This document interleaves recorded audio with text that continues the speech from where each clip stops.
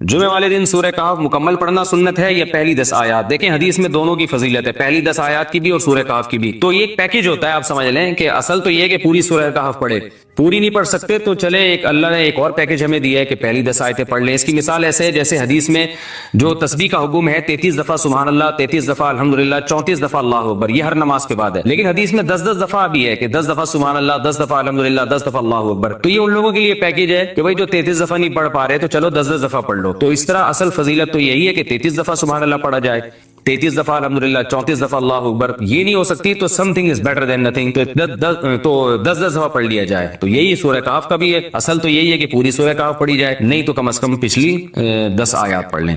جمعے کی نماز فرض ہے یا واجب؟ جمعے کی نماز فرض ہے یا واجب؟ میں نے کتاب میں اسے فرض پڑھا تھا لیکن کئی لوگ اسے واجب بھی بتاتے ہیں، اس بارے میں تفصیل سے رہنمائی فرمائے صدام حسین راجستھان سے۔ دیکھیے جمعے کی نماز فرض ہے کیونکہ دلیل قطعی سے ثابت ہے، سورہ جمعہ میں قرآن مجید میں اللہ تعالیٰ کے ارشاد ہے اذا نودی للصلاۃ من یوم الجمعۃ فاسعوا الی ذکر اللہ، جب جمعے کے دن اللہ کی یاد کے لیے بلایا جائے تو اللہ کی یاد کی طرف دوڑو۔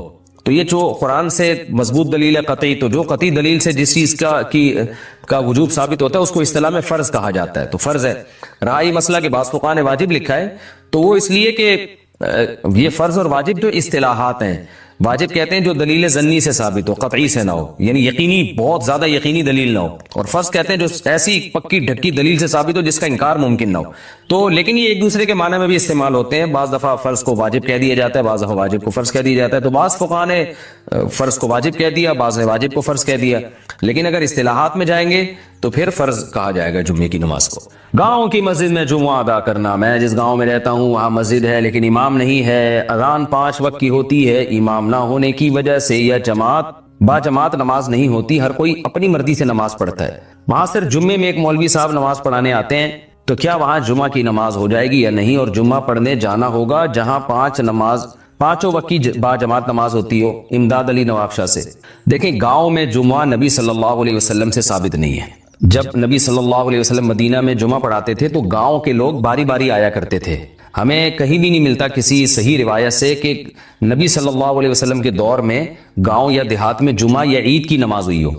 حضرت علی کا مشہور قول ہے کہ لا جمعہ ولا تشریق الا فی مصر جامع، کہ جمعہ اور تشریق جو ہے یہ صرف شہر میں ہی ہوگی۔ تو اس لیے جو چاروں ائمہ اس بارے میں متفق ہیں وہ یہ ہیں کہ جمعے کی نماز کے لیے ہر امام کے نزدیک کچھ نہ کچھ شرط ہے، کسی نے کہا کہ 40 افراد کی شرط، کسی نے کہا کہ بڑی بستی ہونی چاہیے۔ تو جو ہمارے نزدیک راجح قول ہے، جو قرآن و سنت سے ثابت شدہ قول ہے، یعنی نبی صلی اللہ علیہ وسلم کے دور میں کہیں بھی ہمیں یہ ملتا نہیں ہے کہ جمعے میں جو بالکل گاؤں میں جمعہ کی نماز پڑھائی گئی ہو۔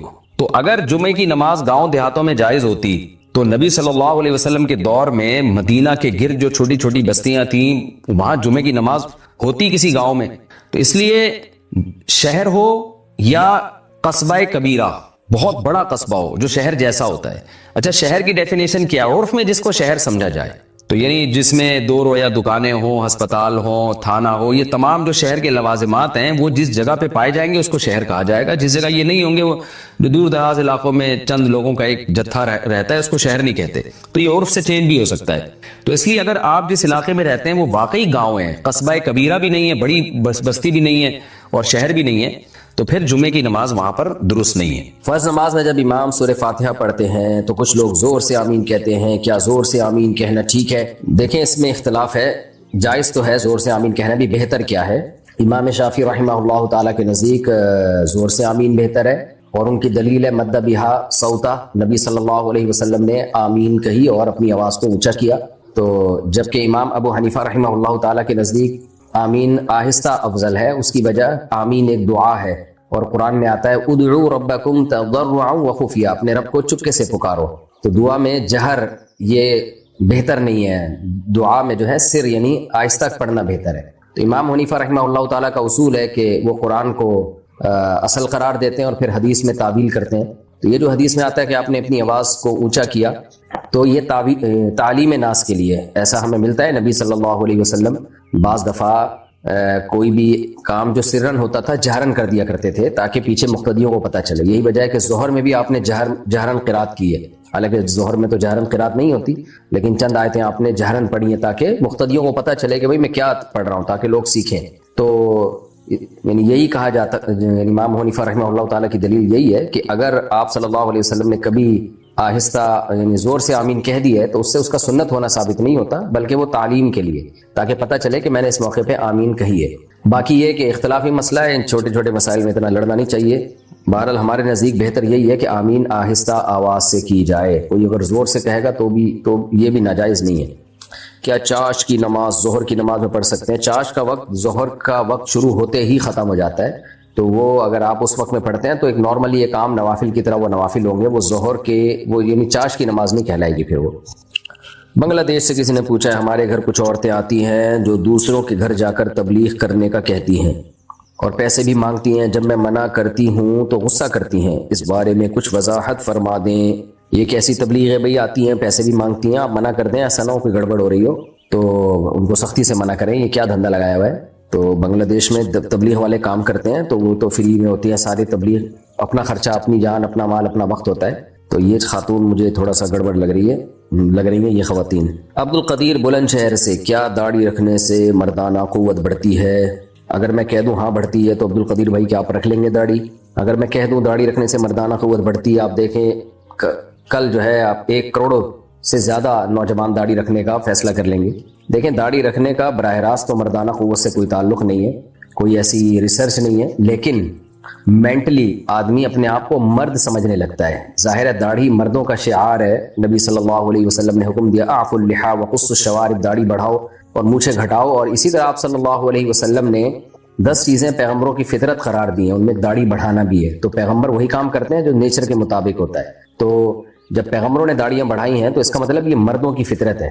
عورت کے تو چہرے پہ بال نکل آئے تو اس کو کاٹنے کا حکم ہے اگر داڑھی کی جگہ، تو یہ تو مردوں کی فطرت ہے۔ آپ نر جانور دیکھیں، ان کے داڑیاں ہوتی ہیں، ان کے بڑے بال ہوتے ہیں چہرے پہ، تو جب آپ داڑھی رکھیں گے اور آپ کو مردانہ وجاہت محسوس ہوگی تو خود بخود آپ کی مردانہ قوت بھی بڑھے گی، کیونکہ مرد ہونے کا احساس یہی انسان کو مرد بناتا ہے۔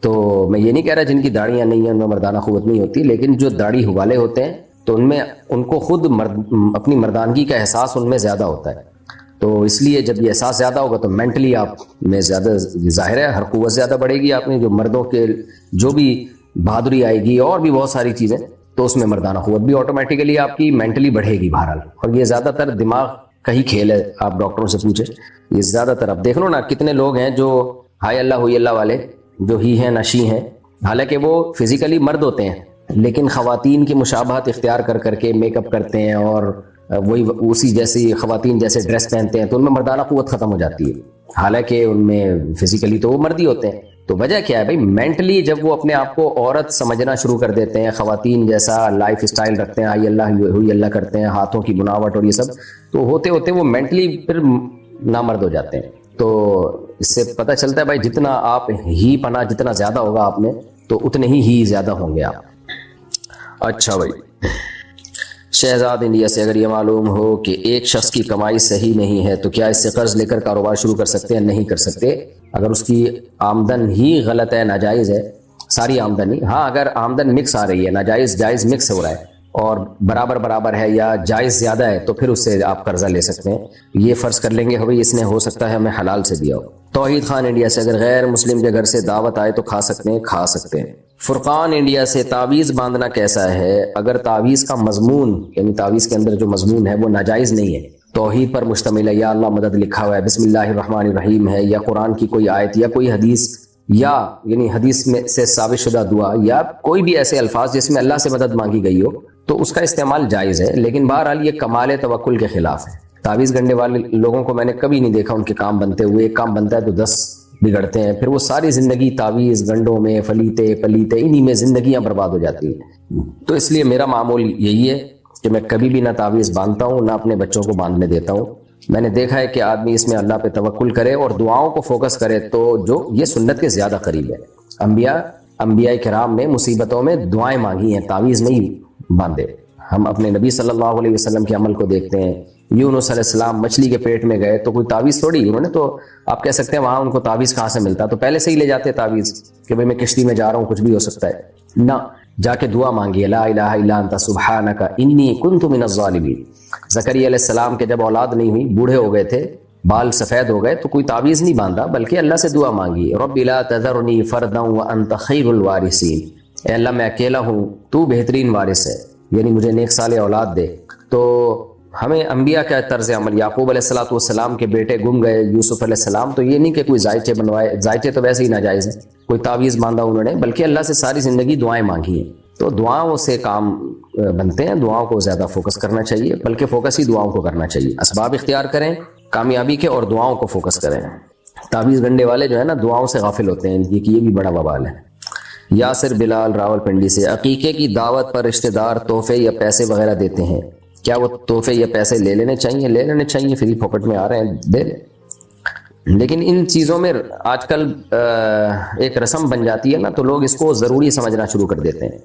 ایسا اگر کسی علاقے میں ہے تو پھر پہلے سے اعلان کر دینا چاہیے کہ جب بھی آپ کارڈ بنوائیں یا دعوت دیں، بھائی یہ سب فری پاکٹ کا ہے، پاکٹ نہ کہیں آپ ان کو، خالی فری کا ہے۔ تو پھوکٹ کا مطلب پھر کچھ اور ہوگا، وہ جو ہے نا پھوکٹ کا مطلب تو یہ ہوتا ہے بالکل ہی پھوکٹ ہے، تو وہ ایسا نہ ہو کھانا پیک کر کے گھر میں لے جانا بھی شروع کر دیں۔ تو ان کو بتا دیں بھائی کوئی ہدیہ وغیرہ نہ لے کر آئیں، اگر خاندان میں آپ کی یہ رسم ہے۔ اور رسم کا مطلب ایسے پتہ چلے گا کہ کسی کو فری میں اس دعوت پہ جاتے ہوئے ذلت محسوس ہو۔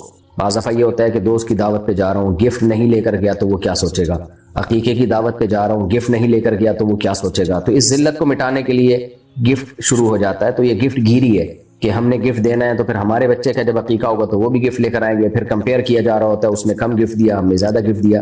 تو اگر کسی خاندان میں ایسی رسم ہے تو پھر یہ ناجائز ہے، اور یہ سود کے حکم میں ہے کہ ہم نے اتنا دیا تو وہ ہم کو زیادہ دے گا، یعنی ہم نے اس کو فار ایگزامپل 10,000 20,000 30,000 50,000 دیے تو اب وہ 60,000 دے گا، یہ چل رہا ہوتا ہے۔ تو اگر ایسا کوئی مسئلہ نہیں ہے، خوش دلی کے ساتھ لوگ گفٹ دے رہے ہوتے ہیں، کوئی مجبور نہیں ہوتے تو ٹھیک ہے، اور اگر ایسا نہیں ہے تو پھر یہ ختم کر دینا چاہیے، گفٹ گیری ہے یہ ختم کر دینی چاہیے۔ مائرہ صاحبہ نے پوچھا، میں نے ایک استخارہ کیا تھا کہ میرا خاتمہ ایمان پر ہوگا یا نہیں، پہلی دفعہ اس میں نہ آیا، دوسری دفعہ ہاں آیا، کیا یہ استخارہ ٹھیک ہوگا یا نہیں، اور اس طرح کے استخارے کرنا جائز ہے یا نہیں؟ اس طرح کے استخارے عبث فضول حرکت ہے، ٹائم ویسٹنگ ہے، کیونکہ استخارے میں ہاں یا نہ آتا ہی نہیں ہے، یا ہماری اپنی بنائی ہوئی چیز ہے، نہ ہاں آتا ہے نہ آتا ہے۔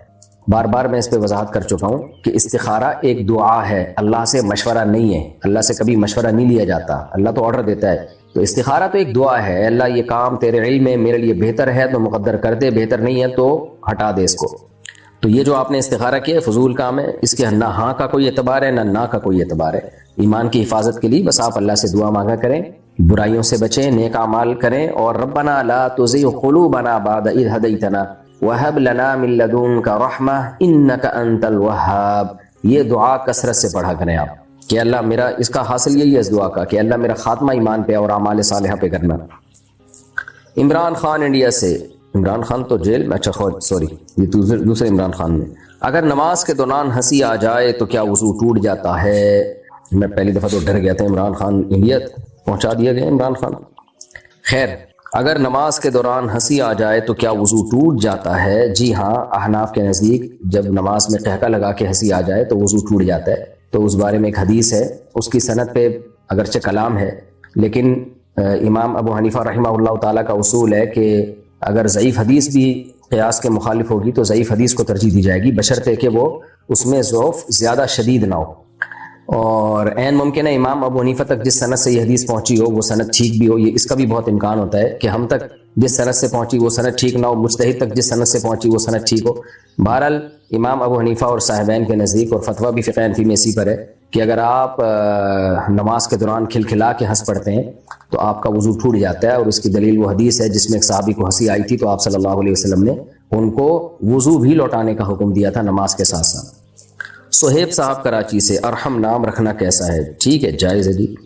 صابر علی انڈیا سے، میرے والد نے کہا ہے کہ میرے مرنے کے بعد اپنے انکل کو میری قبر پہ مٹی ڈالنے دینا، تو کیا مجھے ان کو مٹی ڈالنے دینے سے منع کرنا ہوگا؟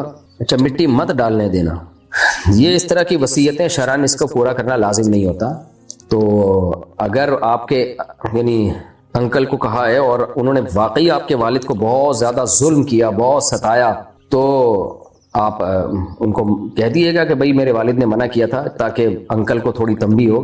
لیکن انکل پہ لازم نہیں ہے کہ وہ آپ کی بات مانے، کیونکہ کوئی بھی خبر پہ مٹی ڈال سکتا ہے، تو کسی دوسرے کو اس کو روکنے کا حق نہیں ہے. تو میرا خیال ہے خبر پہ پھڈے بازی ہوگی بلا وجہ کی.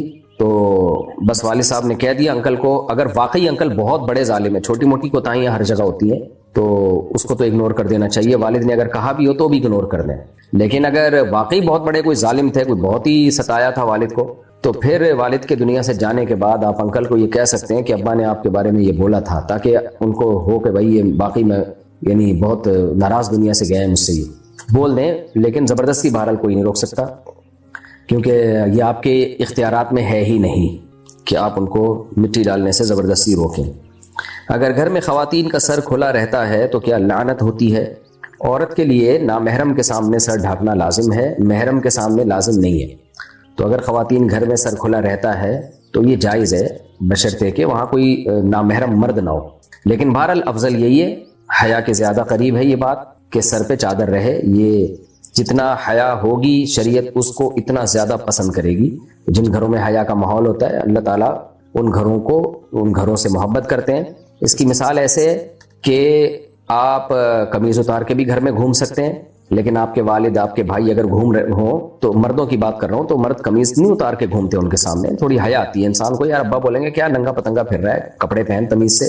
تو اب آپ اس میں یہ کہیں کہ شرعن جو ہے عین بھی بڑا گاڑھا نکالیں کہ کرتا پہننا شرعن لازم نہیں ہے. میرے ذمہ تو صرف یہ لازم ہے کہ ناف سے لے کے گھٹنے تک میں کور کروں، اس کو ڈھانپ کے رکھوں. تو ناف سے گھٹنے تک میں نے ایک دھوتی باندھی ہوئی ہے، میں ایسے ہی گھوموں گا. ظاہر کہا جائے گا بے حیا آدمی ہے، عجیب حیا کے خلاف کام کر رہا ہے.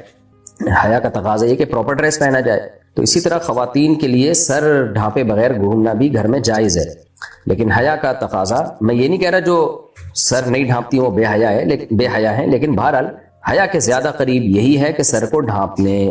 اچھی بات ہے یہ. مفتی صاحب نماز میں بہت وسوسے آتے ہیں، اس کا حل کیا ہے؟ اس کا حل یہی ہے کہ آنے دیں اور اس سے پریشان نہ ہو. وسوسوں کو نکالنے کی بھی کوشش نہ کریں، آنے دیں اور اپنے کاموں میں مشغول رہیں. آپ نماز پڑھیں، اس کے بعد جو آپ کی ایکٹیویٹیز ہے اس کو پورا کریں اور ان سے پریشان نہ ہو. وسوسوں سے جو جتنا زیادہ پریشان ہوگا وسوسے اور زیادہ آئیں گے. اس کی مثال ایسے ہے جیسے بچپن میں بچے آپ کو پتہ ہے ایک دوسرے کو چھیڑتے ہیں، تو کہ بہت ہی غلط کام ہے. کسی کی چڑ رکھ دی آپ نے، بچوں نے کسی کو موٹو موٹو کہنا شروع کر دیا، وہ موٹو سے چڑ رہا ہے. جب چڑے گا تو بچوں کو اور ہنسی آتی ہے، وہ اور چھیڑتے ہیں اس کو، وہ اور غصہ کرتا ہے کہ کیوں مجھے موٹو بول رہے ہو، کیوں مجھے موٹو بول رہے ہو، اور غصہ کرتا ہے. تو اس کا خیال ہوتا ہے کہ اس غصہ کرنے سے سامنے والا ڈر جائے گا. نہیں بھائی نہیں، آپ جب جتنا غصہ کریں گے تو بچے تو کہہ ہی اس لیے رہے ہیں تاکہ آپ کو غصہ آئے، تو وہ اور کھیلتے ہیں. تو اس کا حل یہ ہے کہ آپ غصہ کرنا چھوڑ دیں اور آپ بھی ان کے ساتھ شریک ہو جائیں. ہاں بھائی ٹھیک ہے ہم تو موٹو ہیں ماشاءاللہ، ایسے ہی کہہ دیں. تو وہ تھوڑی دیر میں جب دیکھیں گے کہ اس پہ اثر ہی نہیں ہو رہا موٹو پہ، تو وہ پھر بولنا چھوڑ دیں گے اس کو.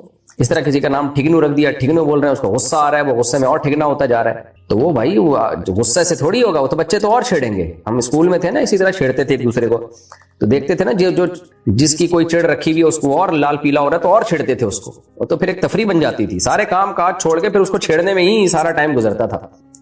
تو اس کا حل یہ ہے کہ بھائی وہ اگنور کرے کہ ہاں بھائی ہم تو ہیں ٹھگنو. تو اس سے امید ہے تھوڑا لمبا ہو جائے گا وہ. لیکن اگر چھیڑتے رہے تو اور یہ غصہ ہوتا رہا تو وہ اور ٹھگنا ہو جائے گا اور یہ اس کو اور چھیڑیں گے. تو شیطان وسوسے دل میں ڈالتا ہے. آپ وسوسے سے پریشان ہو گئے تو شیطان اور ڈالے گا. پریشان نہیں ہو گئے بولے آنے دے بھائی، آنے دو، اس سے کچھ نہیں ہوتا. نہ اس سے انسان کافر ہوتا ہے، نہ اس سے گناہ ملتا ہے. چاہے کتنے گندے وسوسے آ رہے ہوں، چاہے کتنے برے وسوسے آ رہے ہوں، معاذ اللہ نقل کفر اسلام کے بارے میں الٹے خیالات آ رہے ہوں، اس سے بھی کچھ نہیں ہوتا. کوئی گناہ نہیں ہے، حدیث سے یہ بات ثابت ہے، کچھ بھی نہیں ہوتا. تو خود بخود انسان کافر نہیں ہو جاتا، بیٹھے بیٹھے منہ سے بولنا پڑتا ہے اور اس کے تقاضوں پر عمل کرنا پڑتا ہے تب جا کے ہوتا ہے. ایسے نہیں ایسے طلاق کے وسوسے بیٹھے بیٹھے لوگوں کو آنا شروع ہو جاتے ہیں. تو آنے دو. تو ٹینشن لوگے تو یہ وسوسے اور آئیں گے، کم نہیں ہوں گے یہ. اور اعوذ باللہ من الشیطان الرجیم بھی پڑھ لیا کریں، لا حول ولا قوت الا باللہ بھی پڑھ لیا کریں. بس ایک دو دفعہ پڑھ لیا کریں، یہ نہیں کہ اب اسی کو پڑھتے رہیں بیٹھ کے. وسوسے کے مریض ایسا کرتے ہیں، کوئی دعا بتا دو اسی کو پڑھتا رہے گا، ہر وقت مسلط کر لے گا اپنے اوپر. تو بھائی وہ تو آپ نے مسلط کر لیا نا اپنے اوپر، تو مسلط کرنے سے تو اور آئیں گے وسوسے. بارش کی وجہ سے قبر بیٹھ جائے تو کیا مٹی سے برابر کر سکتے ہیں؟ جی کر سکتے ہیں. اگر تازہ قبر ہے، بہت پرانی قبر ہو جائے، 10 سال تقریباً گزر جائیں، تو 10 سال میں کراچی میں عام طور پر جو زمین ہے جس طرح کی، میت بالکل ختم ہو جاتی ہے. تو اس میں پھر دوسرا مردہ بھی دفنانا جائز ہے اگر ضرورت ہو تو. لیکن اگر کوئی جو ہے وہ اس میں مٹی کو نہ بھی ٹھیک کرے تو بھی ٹھیک ہے، لیکن ٹھیک کر دے تو بھی ٹھیک ہے، کوئی حرج نہیں ہے اس میں. اچھا بھائی. وضو کرنے کا صحیح طریقہ کیا ہے؟ تسہیل بہشتی زیور ایک کتاب ہے، خرید کے رکھ لیں۔ تو اب وضو کرنے کا طریقہ میں پورا بتاؤں گا تو ٹائم لگ جائے گا۔ بسم اللہ الرحمن الرحیم پڑھا آپ نے، ہاتھ دھوئے، 3 دفعہ آپ نے کلی کی، غرارہ بھی کیا، اگر روزہ ہو تو غرارہ نہ کریں، 3 دفعہ ناک میں پانی ڈالا، اور اگر لوٹے وغیرہ سے وضو کر رہے ہیں تو ایسے چلو میں پانی لیا اور ایسے کر کے 3 دفعہ منہ دھو لیا، نلکے سے ہے تو ایسے کر کے دھو لیا 3 دفعہ منہ۔ داڑھی کا، میری تو چھوٹی داڑھی ہے، میں پوری داڑھی بھگو لیتا ہوں، اگر گھنی داڑھی ہے تو بس داڑھی کا ایسے کر کے خلال کر لیں، اور پھر اس کے بعد ہاتھ سے یہاں شروع کریں، کونی تک ہاتھ دھوئیں۔ یوں کر کے نہیں دھونا چاہیے، ہاتھ یوں کر کے دھونا چاہیے، کیونکہ قرآن میں فاغسلوا وجوہکم وایدیکم الی المرافق، ید کو مرفق تک پہنچانا ہے، یعنی قرآن سے اشارہ ملتا ہے کہ یہاں سے شروع کرنا ہے دھوتے ہوئے اور یہاں لے کے جانا ہے۔ لوگ یوں کر کے الٹا دھو رہے ہوتے ہیں، ہو تو جاتا ہے وضو تو یوں کر کے دھوئیں، تو ایسے بہتر ہے 3 دفعہ چلو لیں پانی میں، 3 دفعہ ایسے ہاتھ کو اچھی طرح مسلیں۔ لوگ پانی بہت استعمال کر رہے ہوتے ہیں، ہاتھ نہیں مسل رہے ہوتے، اس سے پانی ضائع ہوتا ہے، تو ایسے نلکا کھولا، یوں کھولا اور نلکا بند کیا اور دونوں ہاتھ ملا کے یوں کیا، یا ایک ہاتھ سے بھی یوں کریں، یوں ایسے نہیں تو نلکے سے ایسے بھی کر لیں، ایک ہی دفعہ میں اچھی طرح دھل جاتا ہے، اور پھر لیفٹ ہاتھ دھویا، یہاں سے پانی ہوتا ہوا جائے گا، ادھر کو آئے گا، اس طرح اچھی طرح ہو گیا۔ اب سر کا مسا کیا، سر کے مسے میں جو یہ چل رہا ہوتا ہے، لوگوں سے انگلیاں بھی نہیں ٹوٹ رہی ہوتی، یوں کر کے کر رہے ہوتے ہیں، ایسا کچھ بھی نہیں ہے، بس پانی آپ نے گیلا پانی جو ہے ایسے لے گئے، پورا سر، پگڑی میں نہیں، ایسے پورے سر پہ لے گئے، اور پھر دونوں روایتیں، بعض روایت میں آنا لانا بھی ہے، بعض میں صرف ایک دفعہ بھی ہے، دونوں طرح ٹھیک ہے، تو ایسے لے کے مسا کر لیا۔ راجح ہمارے نزدیک یہی ہے کہ بس ایک دفعہ اس طرح سے مسا کر لیا جائے، پیچھے لے گئے آپ، اور پھر اس کے بعد انگلیوں کا یہ اور کانوں کی لو ایسے مسا کر لی، سر کا مسا ہو گیا۔ پھر پاؤں میں بھی انگلیوں سے ایڑی کی طرف دھونا ہے، یعنی پانی جو ہوگا انگلیوں سے جائے گا ایڑی کی طرف، اور چھوٹی الٹے ہاتھ کی چھوٹی انگلی سے انگلیوں کا خلال بھی کر لیں۔ تو یہ ہو گیا جی آپ کا وضو۔ قبلے کے رخ میں شک ہو جائے تو کیا کرنا چاہیے؟ مسجد صحیح رخ پر نہیں بنی ہوئی، کیا اب صفیں گھما سکتے ہیں؟ اور مسجد کے قبلے کے صحیح رخ میں 2 صفوں کا فرق آتا ہے؟ 2 صفوں کا فرق آتا ہے کیا مطلب؟ بھائی قبلے میں شک ہو جائے تو چیک کروائیں ماہرین فلکیات سے، جامع رشید کا بھی ماہرین فلکیات کا شعبہ ہے، ان سے رابطہ کریں آپ، یہ تو آج کل بہت آرام سے پتہ چل جاتا ہے، کوئی اس میں راکٹ سائنس نہیں ہے، تو اس کو فوراً ٹھیک کروائیں۔ اور اگر وہ قبلے سے بالکل ہی 45 ڈگری سے بھی زیادہ ادھر کو منہ ہو، یا 45 ڈگری سے بھی زیادہ ادھر کو ہوگا، تو کسی کی نماز نہیں ہوگی پھر، تو اس لیے اس کو چینج کروائیں۔ کیا عدت کے بعد کسی اور مرد سے نکاح کر سکتے ہیں؟ اپنے شوہر سے 5 یا 10 سال بعد کبھی بھی نکاح کر سکتے ہیں۔ عدت کے بعد جس سے چاہے نکاح کریں بھائی، اور اپنے شوہر سے نکاح اگر اس نے 3 طلاقیں دی تھیں پھر تو نہیں کر سکتے، اور اگر 1 طلاق دی تھی تو جب چاہیں پھر تو عدت گزرنا بھی ضروری نہیں ہے، بلکہ عدت کے دوران بھی پرانے والے شوہر سے آپ شادی کر سکتے ہیں، 10 سال بعد بھی، 20 سال بعد بھی، اور 30 سال بعد بھی اگر وہ بچ جائے تو اس سے کر لیں شادی۔ اچھا بھائی، میرا ایک جگہ رشتہ ہوا ہے لیکن میں نے استخارہ کروایا ہے، تو انہوں نے مجھے دعا پڑھنے کو بولی ہے، اللہم انا الیہ و انا الیہ راجعون۔ انا للہ تو سنا تھا یہ آج، انا الیہ و انا للہ ہوگا میرا خیال ہے، اس کا کیا مطلب ہے؟ کیا یہ رشتہ صحیح نہیں ہے؟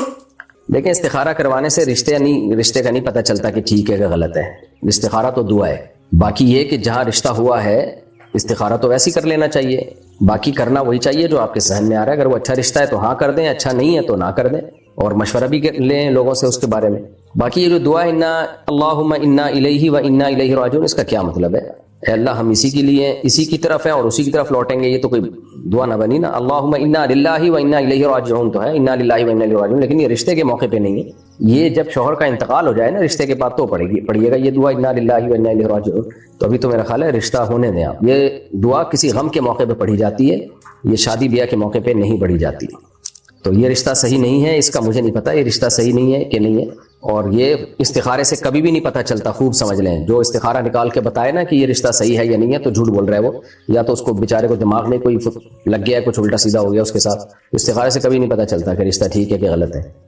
اگر شوہر اپنی بیوی سے ناراض ہو جائے تو فرشتے پوری رات اس عورت پر لعنت بھیجتے ہیں، اور اگر شوہر اپنی بیوی کو وقت نہیں دیتا، اس کے ساتھ اچھا سلوک نہیں کرتا، اس سے بات بھی نہیں کرتا، بیوی ناراض ہو جائے تو اسے منانے کی کوشش بھی نہیں کرتا، اس صورت میں مرد کا کیا حکم ہے؟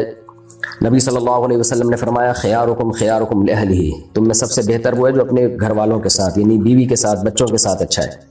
تو بعض مرد باہر بہت اچھے اخلاق کے ہوتے ہیں، ہنسی مذاق ہو ہا ہا اور خوب لائف کو انجوائے کر رہے ہوتے ہیں، بیوی کے ساتھ ان کا رویہ ٹھیک نہیں ہوتا، تو آپ صلی اللہ علیہ وسلم نے فرمایا اولئک لیسوا بخیارکم، یہ تم میں اچھے لوگ نہیں ہیں۔ تو اچھائی کا پتہ انسان کے گھر سے ہی چلتا ہے کہ آپ اپنے بیوی بچوں کے ساتھ کیسے ہیں، اور نبی صلی اللہ علیہ وسلم نے حجۃ الوداع کے موقع پر خطبہ دیا استوصوا بالنساء خیرا، حجۃ الوداع کے موقع پر جو آپ نے احکام دیے نا، بہت امپورٹنٹ احکام تھے، کیونکہ آپ کو معلوم تھا کہ اب میری زندگی کا آخری وقت شروع ہو چکا ہے اور اتنا کراؤڈ بھی اب دوبارہ اکٹھا نہیں ہوگا، تو اس لیے آپ صلی اللہ علیہ وسلم نے اس وقت بہت شاندار جاندار خطبہ دیا اور انسانیت کے حقوق بیان کی. اس میں آپ نے خواتین کے بارے میں خاص وصیت کی، اور وصیت کے لفظ استعمال کیے. وصیت کہتے ہیں بہت اہم حکم کو، دنیا سے جاتے ہوئے جب کوئی کسی کو آرڈر دے رہا ہوتا ہے نا، اس کو وصیت کہا جاتا ہے. تو آپ نے فرمایا خواتین کے ساتھ یعنی گھر والوں کے ساتھ، جو اس میں ظاہر ہے وہ عورتیں داخل ہیں جو آپ کے گھر میں آپ کے محرم ہیں، تو کہ ان سے اچھا سلوک کرو، اس بارے میں میری وصیت کو قبول کرو. تو یہ بری بات ہے اگر شوہر جو ہے گھر میں بیوی کو وقت نہیں دیتا اور بدسلوکی کرتا ہے اس کے ساتھ. عمر فاروق عمان سے، میرے سالے کی پاکستان میں شادی تھی. تیرا سالہ رہتا کہا تھا؟ اچھا آپ عمان میں رہتے ہیں، آپ کا سالہ پاکستان. Very good. میرے سالے کی، گڈ اس لیے کہہ رہا ہوں کہ آپ عمان میں، وہ پاکستان میں. میرے سالے کی پاکستان میں شادی تھی اور اس کے گھر والے چاہتے تھے کہ میں اپنی بیوی کو پاکستان بھیج دوں. آپ کے سالے کی پاکستان میں شادی تھی اور اس کے گھر والے چاہتے تھے کہ میں، یعنی آپ، اچھا سوری، عمر فاروق صاحب عمان میں رہتے ہیں، آپ اپنی بیوی کو پاکستان بھیج دیں. لیکن میں اور میری بیوی اس بات پر راضی نہیں تھے اور میرے پاس اتنے پیسے بھی نہیں تھے. پھر میرے سسرال والوں نے کہا ٹکٹ کے پیسے ہم دیں گے، لیکن میں تب بھی راضی نہیں تھا کیونکہ میری بیوی کے بغیر گزارا نہیں ہوتا. سبحان اللہ، صلو علی الحبیب. تو اب میرے رشتے دار مجھے برا بھلا کہتے ہیں، تو اس صورت میں مجھے کیا کرنا چاہیے؟ بھائی کی شادی تھی، کبھی کبھار آتے ہیں زندگی میں یہ موقع. اگر کوئی اس میں ناجائز کام نہیں ہو رہے تھے، ڈانس ماس اور مس گیدرنگ کے نام پہ جو بےہودگی شادیوں میں ہوتی ہے، اگر ایسا کچھ نہیں ہو رہا تھا تو آپ کی وائف کے بھائی کی شادی تھی، اور کون سا اس نے 4 شادیاں کرنی ہے کہ دوبارہ بھی شادی ہوگی؟ ایک ہی دفعہ آج کل لوگ شادی کر رہے ہوتے ہیں. تو آپ کو چاہیے تھا تھوڑا صبر کر کے بھیج دیتے بیوی کو یار. تو کہیں بھاگی تھوڑی جا رہی تھی؟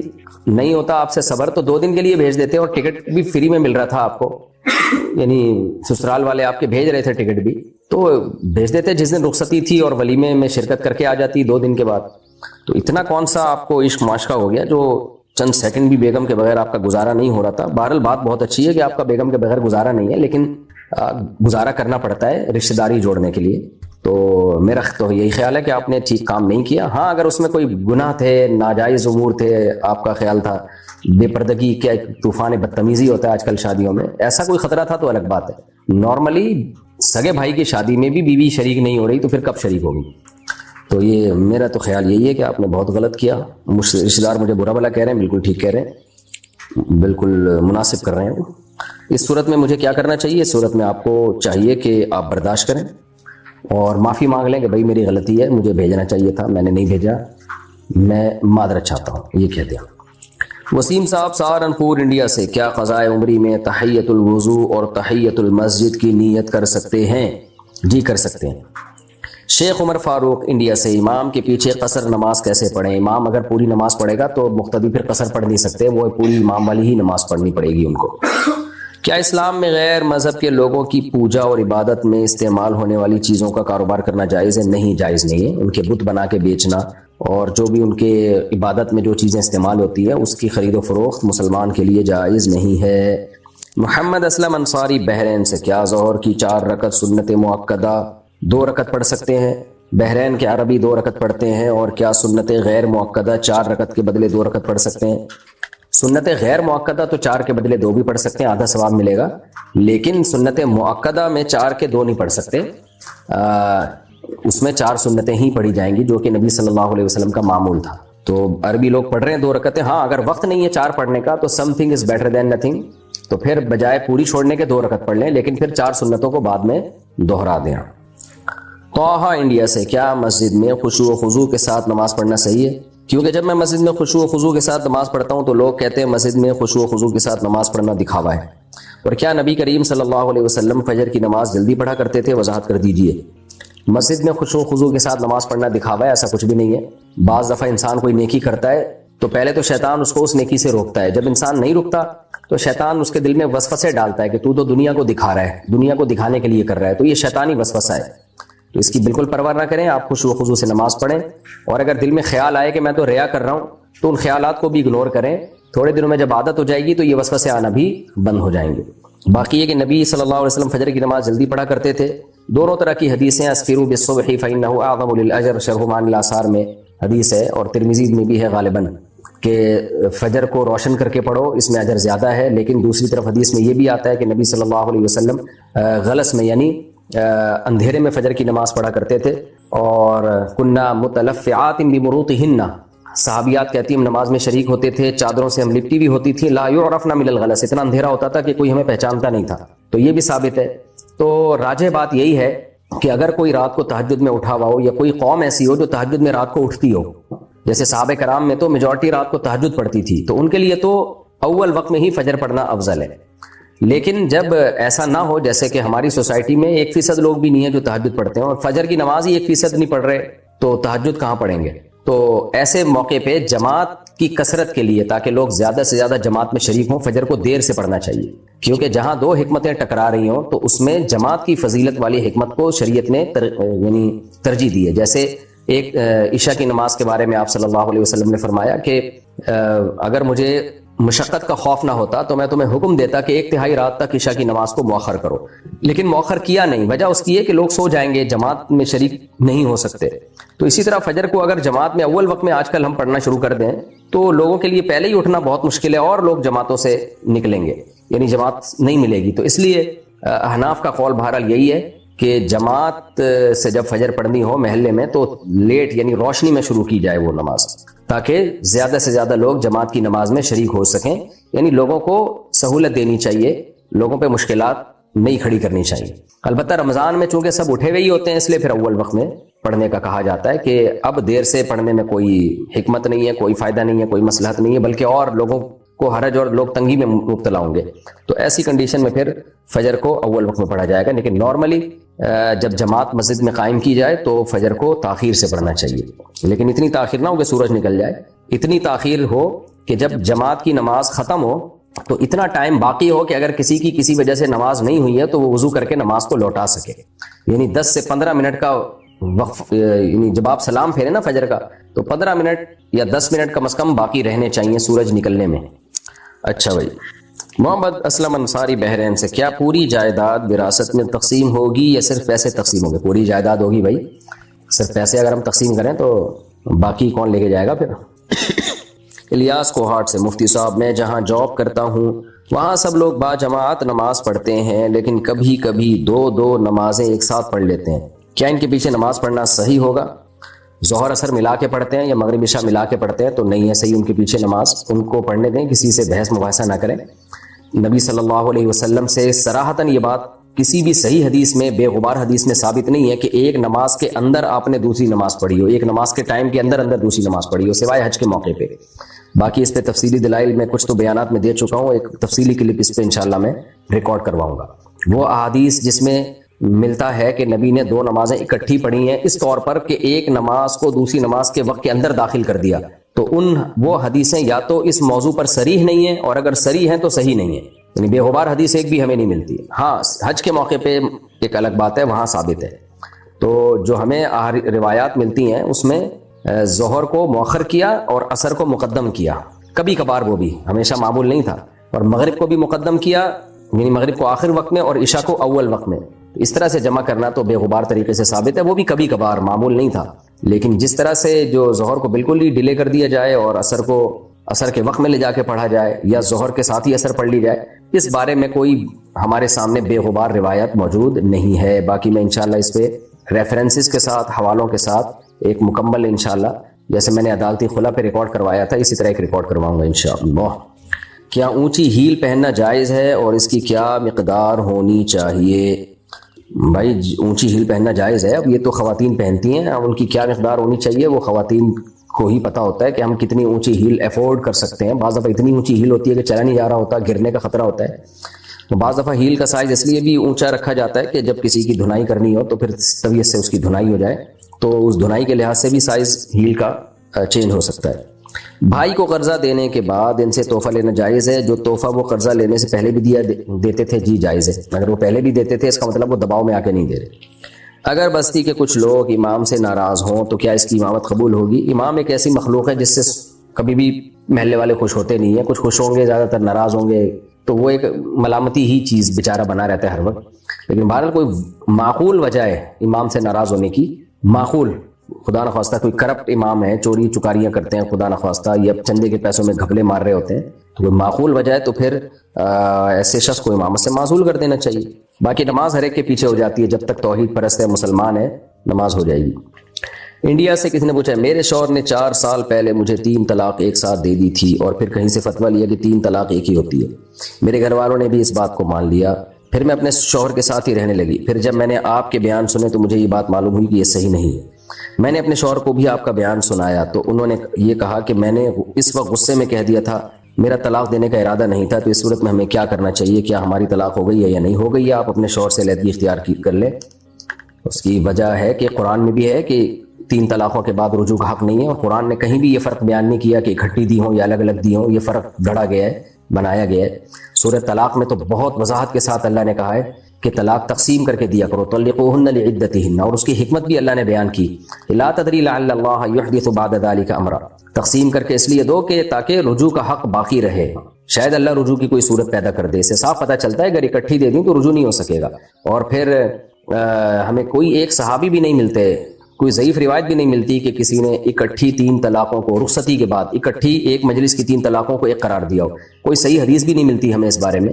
حضرت رکانہ کی ایک بالکل ضعیف روایت بیان کی جاتی ہے، اور اس کی جو صحیح حدیث ہے حضرت رکانہ کی جو صحیح سند کے ساتھ ثابت ہے، اس سے تو اکٹھی 3 طلاقوں کا 3 ہونا پتہ چلتا ہے۔